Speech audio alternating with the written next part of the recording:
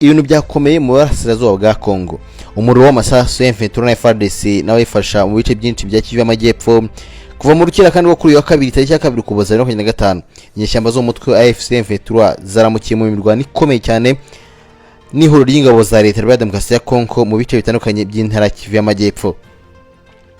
Amakuru aturuka mu mirwano aremeza ko abayobozi batandukanye bo ku ruhande rwa FC M23 y'Abarundi Kanyuka uvugira uyu mutwe mu bya politike Bertrand Bisimwa usanzwe ari umuhuza bikorwa wawo wungirije mu bya politike uruhande rwa leta ya Kinshasa nta kirwaye bitangazaho.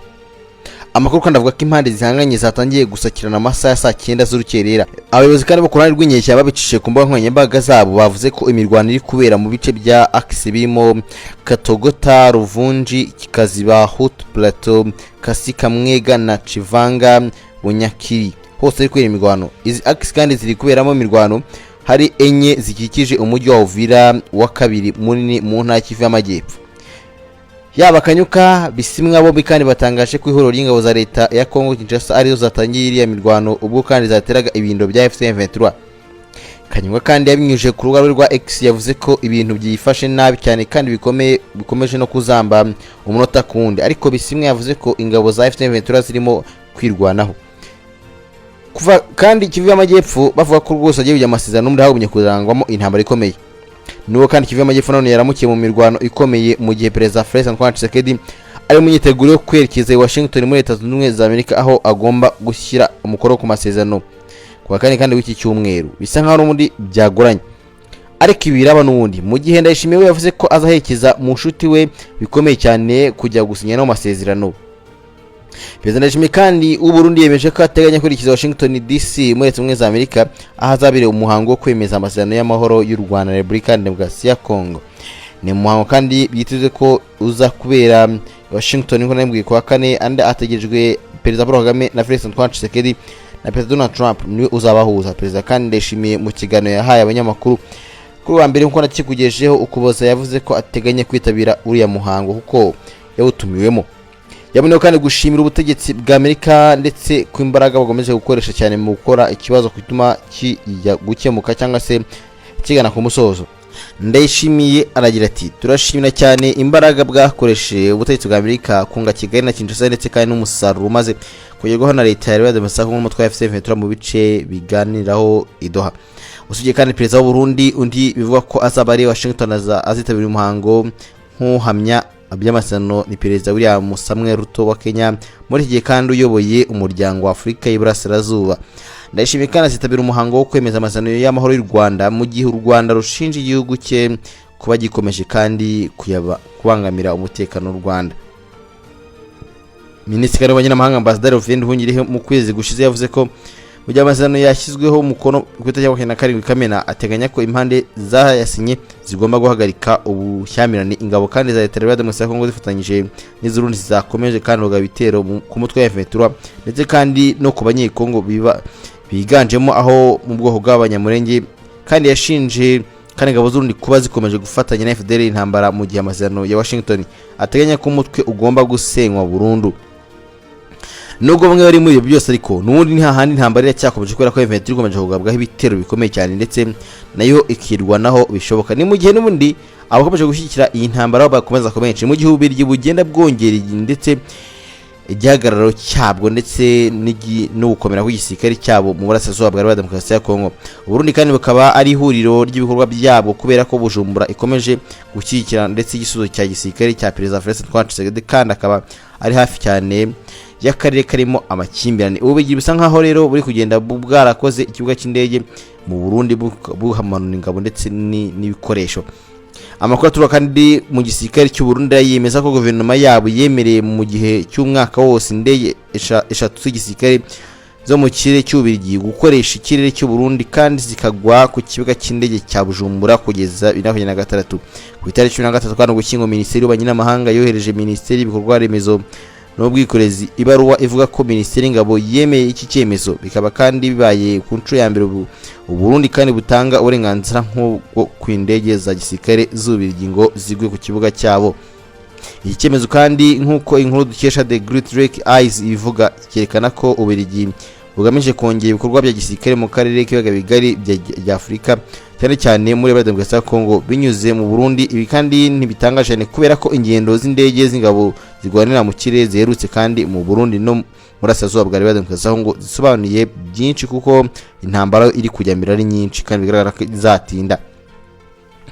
Mu ndege kandi zahawe uruhushya harimo Airbus A400M zifite kandi nimero ACT01 kugeza ACT kuri 08. Nimi kandi yatwaye amasasu harimo misile, rokete na grenade kuva ku kibuga cy'indege cya Bujumbura kugera ku kibuga cy'indege cya Kindu mu ntara ya Maniema no ku kibuga cy'indege kandi cya Bongoka Kisangani mu ntara ya Chopo hagati ya tariki ya 7 na 14 Gushyingo bajyanye ibikoresho. Nimi kandi muri izo ndege Airbus A400 Atlas ifite nimero ACT-04 yari kandi igwa ku kibuga cy'indege mpuzamahanga cya Jiri Kinshasa tariki ya 9 Ugushyingo ivuye kandi mu Bubiligi nyuma yo guhagarara ku kibuga cy'indege cya Zaragoza muri Espagne kugira ngo yongere ipakire ibikoresho bya gisirikare ibyohereze muri Kongo. Ikibuga kandi cy'indege cya Zaragoza kizwi cyane mu kwakira imyitozo gisirikare ihuriweho n'umuryango wa NATO kandi kikaba kandi kiberezwaho kimwe mu bigo bikomeye cyane bikora amasasu gikomeye mu Burayi Anstaraza CA. Ku itariki kandi ya 3 twakira Atlas A400M CT07 yageze ku kibuga cy'indege mpuzamahanga cya Njiri itwaye ibikoresho bya gisirikare ikurikirana kandi India Airbus cyangwa Airbus 400 CT-5 yahageze ku itariki ya 12 Nzeri iturutse kandi Buruseli inyura kandi Zaragoza muri Espagne na Kontono muri Benin mbere yo kugera Kinshasa na Lubumbashi. Muri Nyakanga kandi Boeing 722 gisirikare cyo mu kirere cy'Ububiligi gifite nimero BAF 4,427 yaguye ku kibuga cy'indege cya Bujumbura maze ikomereza mu gice cya gisirikare. Haba kandi hapakurwa ibikoresho by'intambara bitandukanye. Ku itariki kandi ya 2 Gicurasi Umubiligi bwimanuriye drone eshanu za H cyangwa se za H4 nkuko mu busanzwe muzi ko igisirikare cyangwa gikoresha izi drone ibujumbura zivawe kandi Kinshasa zinyuze ikremire mu ntara ya Tanganyika kugira ngo zikomeze ndetse kandi zikora urugendo zijya mu ntara ya Kivu y'Amajyepfo.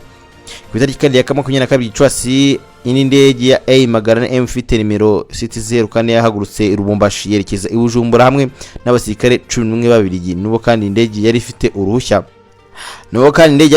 rwa ambasade y'Ububiligi ariko bisa nka n'ubundi ntacyo bivuze kubera ko bari gufasha igisirikare cyangwa cyane kandi zayo zari iza gisirikare nta gushidikanya aho yarimo abasirikare bakuru b'Abarundi ku cyicaro gikuru cya FDNB Irohero mu rwego rwo kurushaho kandi kuroza ingamba ndetse n'igenamigambi y'ibikorwa by'igisirikare muri Asazuba bwa Demokarasi ya Kongo. Indege itwara imizigo kandi ingabo z'Ububiligi kandi yakoresheje inzira nyinshi cyane kibuga cy'indege mpuzamahanga cya Melchior Ndadaye i Burundi, kibuga kandi cy'indege cya Kisangani, kibuga cy'indege kandi cya Kindu, kibuga cy'indege kandi mpuzamahanga cya Njiri Kinshasa mu gutwara ingabo intwaro n'amasasu. Hagati kandi muri Werurwe indege nyinshi za gisirikare zakoze ingendo hagati ya Buruseli, Kinshasa, Buruseli na Bujumbura na Kinshasa na Bujumbura, zimwe kandi zabaga zitwaye intumwa za gisirikare izindi kandi zitwaye ibikoresho. Ku itariki kandi 21 Werurwe indege ya Falcon 8X y'ingabo zigwana mu kirere z'Ububiligi yavuye mu kigo cya gisirikare Melbrosk i Buruseli yerekeza i Bujumbura irimo abakozi bayo batatu. Indege yerekeza kandi Buruseli mu gitondo cyo ku itariki ya 22 Werurwe hamwe n'intumwa z'Abarundi zigizwe n'abasirikare 8. Iminsi kandi mbere yaho indege y'igisirikare cyo mu kirere y'Ububiligi yaguye ikisangane hanyuma yerekeza Kindu umurwa mukuru kandi w'intara ya Maniema aho ingabo z'Ababiligi zigera kuri 500 zoherejwe n'indege kandi zitagira abapilote n'ibifaru kugira ngo zunganire ingabo za Demokarasi ya Kongo mu rwanyisha ambaza M23. Urujya n'uruza kandi rw'ingabo z'Ababiligi no kuhaba bigaragara kandi ubwiyongere cyane kuva mu ntangiriro za 2025 cyane cyane yuko FC M23 yigarura Goma na Bukavu. Imirwa mikuru kandi ya Kivu y'Amajyaruguru na Kivu y'Amajyepfo benshi bahiye ubwoba. Ibi ngo kandi ntibigaragaza gusa ubushake bw'Ububiligi bwo kugera kugaragaza imbaraga zacyo muri aka karere za gisirikare, ahubwo bagaragara ko bashaka gutera ingabo mu bitugu ingabo za Kongo, ahubwo no kugaragaza ndetse kuba hari impunzi zikomeye cyane bijyanye na gahunda ishobora kugabanya ndetse umutekano mu karere kagari no gutuma amasano yo kugarura amahoro hagati ya Kongo M23 n'u Rwanda bishobora kuza guhagarara kubera ingabo z'Ububiligi. kubera kandi iki gihugu gito mu Burayi cyakataje mu imbaraga za gisirikare no kubasha kugaragaza ko bafite ijambo mu karere kwiga bigari kanyamara Tshisekedi gahunda no gusinya amasezerano ariko nyamara Uburundi nabwo bwabyivanzemo gutyo. Mu ijoro ryakeye nibwo benshi batangiye kumva amakuru ndetse agera kuri ku mbuga nkoranyambaga ko perezida yaba yakoze impinduka mu buyobozi, bamwe baha imyanya abana bavanamo bari barimo abahindi imyanya, benshi batungwe cyane. Ibi ngibi bishimye ariko nundi hari habaye inama y'abaminisitiri yahinduye bamwe imyanya ndetse gafata nimwe mu byemezo bikakaye binakomeye cyane.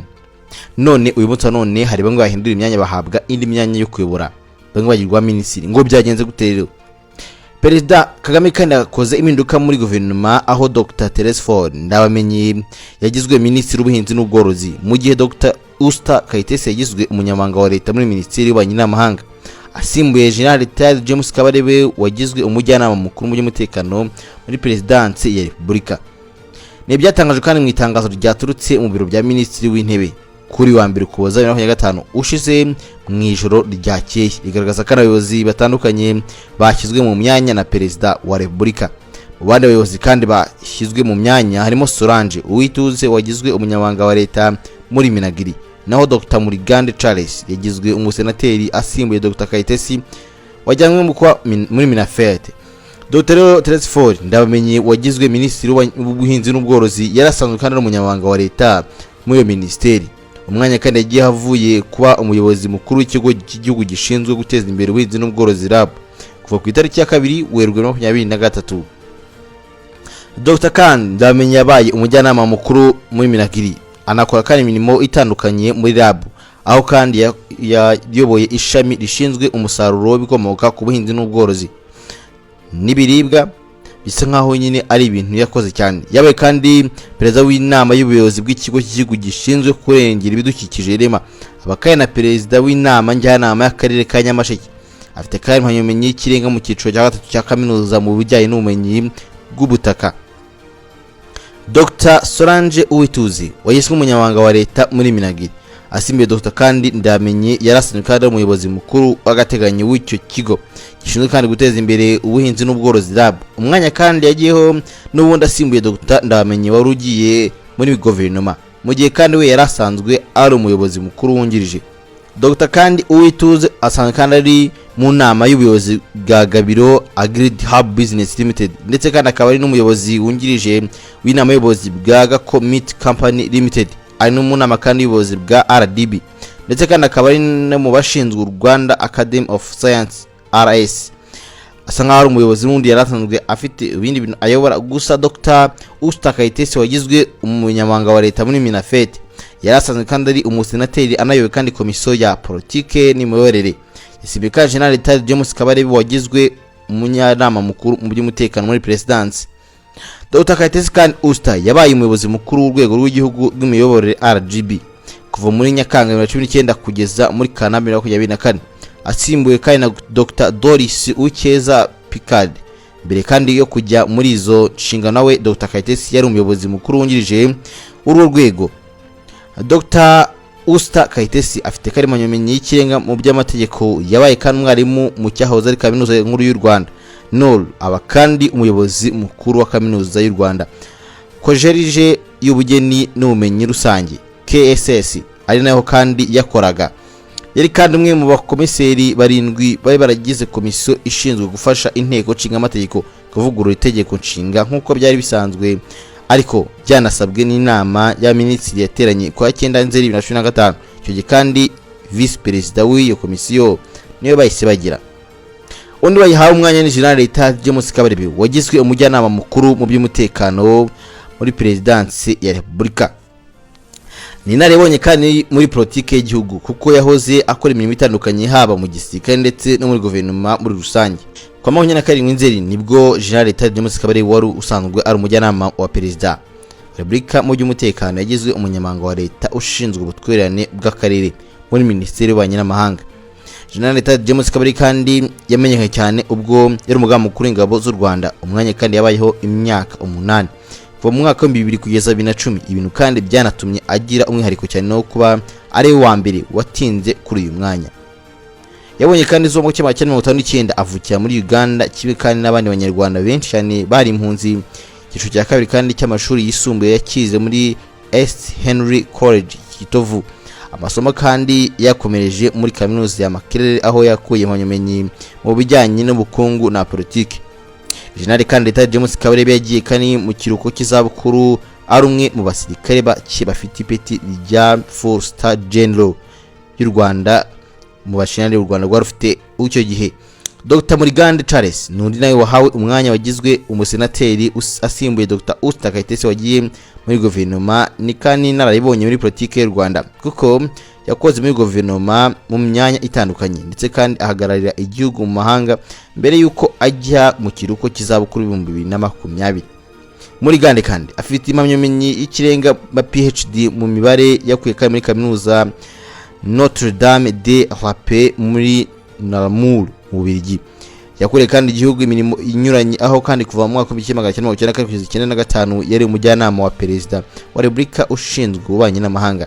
Mu mwaka wa 1995 kugeza 1997 Dr Charles Murigande yabaye minisitiri w'itumanaho n'ubwikorezi aho yavuye ajya ko umuyobozi wa kaminuza y'u Rwanda. Dr Charles Murigande kandi yabaye umunyamabanga mukuru mu muryango wa FPR Inkotanyi abakari minisitiri w'ububanyi n'amahanga n'umutwererane mu myaka 2008 aho kandi mu 2009 yari minisitiri ushinzwe imirimo y'inama kandi ya minisitiri umwanya kandi yatinzeho cyane kuko muri 2009 kugeza 2011 yagizwe minisitiri w'uburezi umwanya kandi yavuyeho ajya guhagararira u Rwanda mu bihugu binyuranye. Mu bihugu kandi Dr Charles Murigande yahagarariyemo u Rwanda kuva mu mwaka wa 2011 kugeza 2015 harimo Ubuyapani, Australia, Philippines n'ibindi.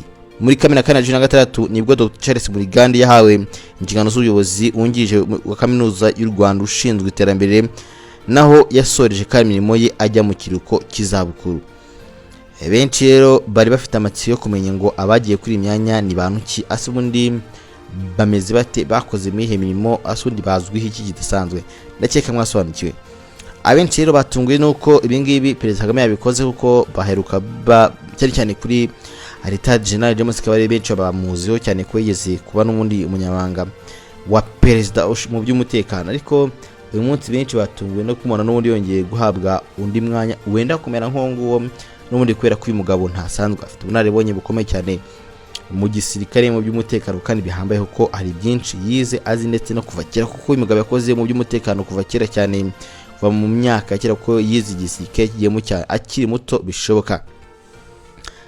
Abenshi rero bari bafite amatsiko yo kumenya ibyabaye byose no gusobanukirwa ngo ni ibiki. Ndizera mwabasha gusobanukirwa ndetse mukamenya byinshi bidasanzwe byabire ndetse muri uguhiha abamwe imyanya ni minisiteri ariko none henshi bamaze igihe kirekire batabona ko perezida wa Republika y'u Rwanda Paul Kagame ahindura imyanya cyangwa se aha bamwe imyanya yo kuyobora cyangwa baha kuba bajya mu buyobozi bakayobora ndetse bakabasha nuko hari na bamwe bahindurirwa imyanya bava ku myanya barimo bakajya kwina imyanya ariko uyu munsi none basa nkaho ariko byari bikozwe nyuma y'uko n'ubundi habaye inama y'abaminisitiri hari bamwe n'umundi ngira ngo ni umwe yahaye umwanya ariko none inama y'abaminisitiri yafatemo ibyemezo bikomeye harimo n'ibyemezo bijyanye n'ingendo za bisi. Abenshi rero bavuga ko rwose byabaye kitari batunguye cyane nubwo baramaze igihe kinini batabona impinduka muri guverinoma y'u Rwanda kuko harimo n'abavanye ku busenateri bagirwa abaminisitiri bisa nkaho ari ibintu Perezida Kagame ajya agira gutya agakora agahindura imyanya umwe y'abayobozi. Bamwe rero ndizera bamwe bayobozi bahawe imyanya mubasha gusobanukirwa ngo ni bantu ki kuko hari igihe bakeneye kumenya ngo ubundi umuntu wahawe umwanya kuki umushe ko awahawe umwanya bijyanye n'ubwo ubuhinzi n'ubworozi ari ibintu azi neza yize neza. Hari n'abava bajya kure bakavuga ko Perezida Kagame areba cyane umuntu uzi ibintu neza agiye gukora ufite experience waraberayemo igihe kirekire ndetse akabazi n'ikintu agiye kubikoramo. Ngaye ngukuru ndetse arasobanukiwe komeza kugira byiza rero imani kurinde.